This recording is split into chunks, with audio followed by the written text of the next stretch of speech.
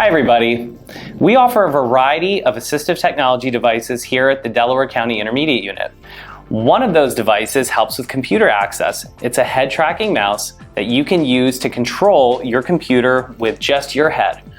We also offer a variety of switches that allow you to emulate a left and a right mouse click to further enhance your experience with the computer.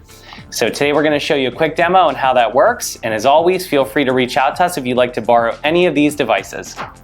All right, so let's take a look at what comes with the TrackerPro2 head mouse. So to begin with, the TrackerPro2 head mouse comes with a plastic stand which can be removed to help affix it to a computer or a desk. The device also has built-in dwell click time as long as the computer itself is compatible. And then beyond that, you're able to use these 3.5 millimeter input jacks to connect any 3.5 millimeter switch to emulate a left and a right mouse click. All right, so now we're going to set this up and we're going to take a look at how it functions. So to use the TrackerPro2 head mouse, you start by having the system set up and then applying a piece of reflective tape onto the user's forehead. Thank you, Marissa.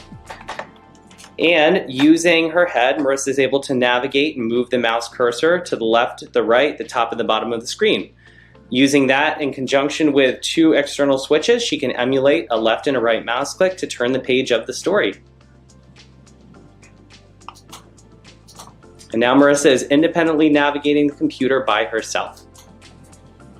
As always, if you like this device and you'd like to borrow it or others like it, feel free to contact us here at the Teaching and Learning Department at the Delaware County Intermediate Unit. Thanks.